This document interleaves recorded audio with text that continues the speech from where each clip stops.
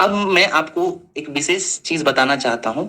आपने इस कॉपी को देखा होगा तो देख के समझ में आ रहा है कि इनका प्रयास तो बढ़िया है, लेकिन ये सभी क्वेश्चन को टैकल नहीं कर पाते हैं। ठीक है। और आप लोग में जैसे अभी एक और कोई थे जुड़े हुए जो कह रहे थे इनका 2 क्वेश्चन छूट गया। ठीक है। ऐसी समस्याएं बहुत लोगों के साथ होती है, आंसर छूटता है। ठीक है। मैं आपको एक मैथमेटिकल कैलकुलेशन देता हूँ। ठीक है। ये किस तरीके से आप क्वेश्चन को डील करेंगे जो आपको आपके आंसर को संतुलित भी बनाएगा, क्वेश्चन छूटेगा भी नहीं और सब कुछ बढ़िया रहेगा। ठीक है। एक बार उस पर बात करते हैं। हाँ सॉरी, एक कहाँ चला गया है, 1 मिनट। देखिए सर दिख रहा है क्या? जी जी दिख रहा है सर। जी, मैंने इसको थोड़ा ब्रेक डाउन किया है। ठीक है। ब्रेक डाउन मतलब क्या कि आप गौर करिए कि ये अगर जीएस पेपर 1 की बात कर लें। ठीक है। तो जीएस पेपर 1 में अगर बात करें तो प्रश्नों का जो पैटर्न रहता है वो 3 सेक्शन में होता है। Section 1, section 2, section 3। ठीक है। सेक्शन 1 में 3 क्वेश्चन लिखने होते हैं। पहला क्वेश्चन जो है शॉर्ट टाइप का होता है, जो 5 क्वेश्चन रहते हैं जिसमें। उसके बाद लॉन्ग टाइप का एक रहता है, फिर दूसरा भी लॉन्ग टाइप का रहता है। जीएस 2 में भी ऐसा ही रहता है, और सॉरी सेक्शन 2 में भी ऐसा रहता है, और स्टैटिस्टिक्स में भी ऐसा ही रहता है। राकेश जी, आप कुछ पूछना चाह रहे हैं क्या? जी नहीं। हाँ ओके, ठीक है। Yes sir. हाँ जी, बोलिए राकेश। सर मैंने भी कॉपी सेंड किया था सर। बहुत लोग ऐसे होंगे जिनको इसका आइडिया होगा। कुछ लोग, अगर आप इसमें से कुछ पॉजिटिव्स ले जा सकते हैं तो उसको प्लीज ली। गुड्डू कुमार, आप कुछ पूछना चाह रहे हैं क्या? हाँ सर, सेम क्वेश्चन है, मैंने भी कॉपी सेंड किया है। चीजें काफी इंपॉर्टेंट है। ठीक है। ये गौर कीजिए कि ये क्वेश्चन में जो इतने क्वेश्चन दिए जाते हैं और आपको समय दिया जाता है 3 घंटे का। आप देखिए समय को ब्रेक डाउन कैसे करेंगे ये समझिए। पहला क्वेश्चन जो है जो शॉर्ट टाइप का होता है जिसमें 5 क्वेश्चन लिखने होते हैं, आप अगर उस क्वेश्चन पे 25 मिनट का समय देते हैं, यानी हर एक क्वेश्चन पे 5 मिनट का समय देते हैं, तो ये 25 मिनट में एक सवाल पूरा हो जाएगा। ठीक है। शॉर्ट आंसर में आपको 5 मिनट लग ही जाएगा। ये 5 मिनट में भी आप क्या करें, 5 मिनट में 1 मिनट में आप उस क्वेश्चन का ब्लू प्रिंट और फैक्ट तैयार कर लें और बाकी के 4 मिनट में लिखें। देखिए यहाँ पे मैंने वो लिख भी दिया है। शॉर्ट नोट्स टाइप का जो क्वेश्चन होता है, आपको एक क्वेश्चन को 5 मिनट में लिखना चाहिए। ठीक है। उसको लिखने में क्या क्या चीज का ध्यान रखेंगे, सबसे पहले ये है कि आप उसको पॉइंट्स में लिखने की कोशिश करें। आप बिल्कुल भी उसको पैराग्राफ या शब्द में ना लिखें। सिर्फ भूमिका जो होगा और कंक्लूजन होगा उसे ही आप थोड़ा शब्द में लिखें, और उसे भी देखिए 20 शब्द से ज्यादा में ना लिखें। ठीक है। भूमिका और निष्कर्ष भी है, 20 शब्द से ज्यादा में ना लिखें। 80 शब्द में आप उसका बॉडी दें। बॉडी में क्या क्या यूज कर सकते हैं, तो बॉडी में जो है आप डेटा दें। ठीक है। डेटा दें, उस क्वेश्चन से रिलेटेड जो भी आपको डेटा पता हो उसको लिखें। चार्ट बनाए, डायग्राम बनाए, और जहां तक हो सके मैप बनाने की संभावना तो उसमें आप मैप भी बनाए।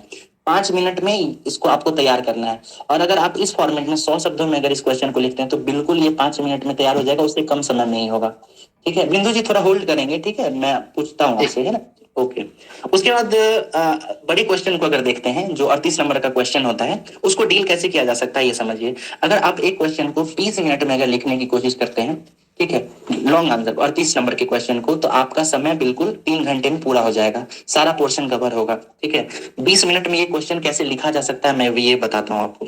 देखिए, लॉन्ग टाइप का क्वेश्चन जो है उसको आपको 20 मिनट में लिखना चाहिए, और उसको लिखने के लिए सबसे पहले क्या करेंगे, आप 1 मिनट में ब्लू प्रिंट तैयार करेंगे। ब्लू प्रिंट मतलब क्या, क्वेश्चन कितने भागों में उसको डिवाइड करेंगे। डिवाइड करने के बाद उस क्वेश्चन पे जो भी आपका ब्लूप्रिंट, जो जो चीज आपको याद आ रही है उसको फटाफट आप बिंदुवार तरीके से उसमें लिख लें। ठीक है। उसके बाद जो है आप 18 मिनट जो बचता है आप उसमें आंसर लिखना शुरू करें। आंसर लिखने के क्रम में क्या क्या करेंगे, सबसे पहले ध्यान रखें कि आपका आंसर जो है 300 शब्दों से ज्यादा में नहीं होना चाहिए। देखिए, मैं 300 शब्द इसलिए कह रहा हूँ क्योंकि अगर आप 300 शब्द तक लिखना जाएंगे तो आप सभी को पता होगा कि ये जाते जाते जो है 350, 375, 400 चला ही जाता है। इसलिए आप कोशिश करें कि अपने आंसर को 300 से ही कंक्लूड करना शुरू करें। आप घर में या हमारे साथ जब मॉक देंगे तो आप अपने आंसर को 300 शब्दों में लिखने का कोशिश करें। ठीक है। वो खुद ही जो है धीरे धीरे प्रैक्टिस करते करते 350, 400 तक चला जाता है। ठीक है। उसमें भी 300 शब्दों में भी क्या ध्यान रखना है, म्यूट कर लेंगे प्लीज, है ना? 300 शब्दों में भी इस चीज का ध्यान रखें कि आपको 50 शब्दों में भूमिका लिखनी है और 50 शब्दों में निष्कर्ष लिखना है। 50 शब्द मतलब क्या होता है ये समझिए। एक लाइन में अगर आप 10 वर्ड भी लिखते हैं, यानी आपको 5 लाइन में एक भूमिका लिख देनी है और 5 लाइन में आपको उसका निष्कर्ष लिख देना है। उसके बाद 200 शब्दों में अगर जो बॉडी की बात है, तो बॉडी में आप क्या क्या देंगे, सबसे पहले आप क्या करेंगे कि आप मल्टी डायमेंशन अप्रोच अपनाएंगे। ठीक है। लॉन्ग आंसर क्वेश्चन है, ज्यादा चीजें लिखनी है, तो आपको सबसे पहले सबसे ज्यादा डायमेंशन खोलना होगा अपने आंसर में, ठीक है। जो चीज पूछा जा रहा है उसके बारे में आप जितना भी नजरिया प्रस्तुत कर सकते हैं वो दें, आर्थिक, सामाजिक, राजनीतिक, ठीक है, इथिकल, जो भी जानते हैं उस क्वेश्चन के संबंध में उस डायमेंशन को पहले खोलें। और उस डायमेंशन को खोलने के क्रम में आप अगर हर एक डायमेंशन पर एक पैराग्राफ भी लिखते हैं, 30 से 40 शब्द भी लिखते हैं, तो 2 पेज इसमें भर जाएगा। इसके अलावा आप मैप का यूज करेंगे, मैप आपको आधा पेज यूज कर लेगा। आप सब जानते हैं कि पेज जो है कैसा छोटा छोटा रहता है, ठीक है। तो अगर आप एक मैप बनाएंगे तो 1/4 या आधा पेज ले ही लेता है। इसके अलावा आप उसमें जहां जरूरत हो डेटा का इस्तेमाल करें, ठीक है। डेटा का इस्तेमाल कैसे हो सकता है, तो जो कुछ भी आपको पता हो वो दें। याद रखें इस बात का कि डेटा जब आप लिखें ना तो वो डेटा आप गलत ना लिखें, ठीक है। बिल्कुल ध्यान रखें कि अगर आपको नहीं पता है तो डेटा ना लिखें, लेकिन अगर डाटा देते हैं तो आप उसको बिल्कुल एक्यूरेट दें, क्योंकि जो प्रोफेसर्स होते हैं उनको सारा डेटा पता होता है, आप उनको नहीं घुमा सकते हैं। डेटा सही दें, और हो सके तो डेटा का सोर्स आप क्या यूज करते हैं वो भी लिखें, ठीक है। जैसे आर्थिक सर्वे 2023-24 के अनुसार ऐसा लिख दें, है ना, या IMF के नवीनतम आंकड़ों के अनुसार, RBI के नवीनतम आंकड़ों के अनुसार, या RBI के रिसेंट रिपोर्ट के अनुसार ऐसा कहा जा सकता है, ठीक है।